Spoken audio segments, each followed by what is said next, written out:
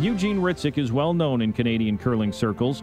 He enhanced his curling profile when he skipped his rink comprised of third Kevin Kaltoff, second Vern Anderson, and lead Dave Folk to the 2008 Canadian Senior Men's Curling Championship and the 2009 World Senior Men's Curling Championship. We had a situation in 2007 where the team that I had was disbanding, and so Dave Folk, my lead, and we got together and said, hey, what about if we ask Vern Anderson? And Vern came and curled with us, and then we went and talked to Kevin Kaltoff. There was an opportunity there. He finally turned 50, and we linked up in 2007, and it was all history. It almost felt to me like it was meant to be, the way things worked out, the way we all came together, the way right from the start we just seemed to win. You know, we just started winning and winning and winning, eh? And it got infectious, and it just carried through, eh? After facing tough competition coming out of the Provincial Men's Senior Championships, the Hritzuk Rink was set up for an epic clash with New Brunswick's Russ Howard at the 2008 Senior Men's Curling Championship in Prince Albert. And for me to have an opportunity to curl against someone like Russ Howard, I mean, that was pretty huge, eh? Hritzuk showed what sets his rink apart from so many others, the ability to deliver key shots under pressure. After we won the Canadians, and you don't think about those things, but after we won the Canadians and we got all of our apparel, wearing this big maple leaf on the back of our jerseys and our jackets, and it says Canada.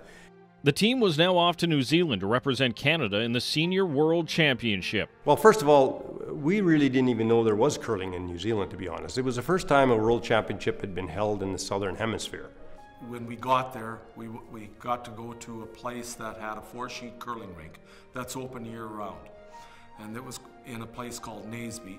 And we were there, the ladies' Canadian team was there as well, and we both practiced there. Representing Canada was sweet. You know, we took our family over to New Zealand, and we all had Canada jackets, red with the name on the back, and we would walk in a big group, a dozen or so of us all the time with family, and it was, you ran into the other teams and there was a little bit of a language barrier, but it was really interesting to run into some of those people. You ran into these curlers from Japan, Hungary, you know, and plus the obvious, like Scotland, the US, and it was pretty neat. And I remember one of them saying to me, well, how many times have you been to a world championship? And I thought, are you kidding? Do you know how hard it is just to win out of your district at home or the Northerns at home? After going undefeated in the round robin, they still faced a difficult opponent in Paul Pustover and his American rink. You know, when we were playing that final against United States, I remember on the 6th end, there was a shot, and I said to Kevin, when he was throwing his rock, do you want to peel these two guards and maybe we'll have a chance to get at it? They might throw a guard off. He said, no. He says, I think there's room between those two rocks to get through. I look at it and I go, yeah, there is. Are you sure? And he stood at the back there, and I remember him standing there, and he says, yep. He says, let's throw that. I'd imagine what he's trying here is actually to tap one of his green ones up into house. So whether he eliminates, I don't think he's worried about eliminating the Edwa. I think he wants to make sure that he's actually got one of his green ones in the house after this rock. But there's a fantastic shot. Well, it turns out that there was room to go between those two rocks, and that, Dan, was one of the perfect example of the full team involvement in the game of curling. With a tied game going into the final end and Hritzuk once again with the hammer, he remained calm and cool. I put the broom a quarter of the rock because it didn't curl very much, and Eugene just threw it perfect. The rock's coming down the ice and I'm going clean, clean, and all of a sudden I go in my head, why am I yelling clean? This is the most important rock I have ever been part of in my life. So I yelled sweep and hurry hard kind of thing.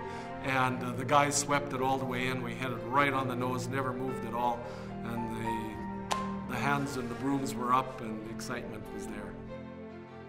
You know, we all have our bucket list and our philosophy in life, and I told our guys, you know what I'd like to happen? I'd like to make my last shot to win a world championship in curling, and walk down the ice, have a heart attack, and be done. That'd be the perfect life for me. The funny thing happened when I threw that last shot against the United States and made that wide open hit. That was so impregnated in my mind. I thought, okay, don't get too excited, Eugene. Just walk down the ice and let's celebrate. And that's the way it went. So that was, a lot of moments like that stand out in my mind. To achieve what we did was fantastic, but to be honored in this way, it's perfect. Installed in the Saskatchewan Sports Hall of Fame on June 13, 2015, Eugene Hritzuk's 2009 Senior Men's Curling Rink.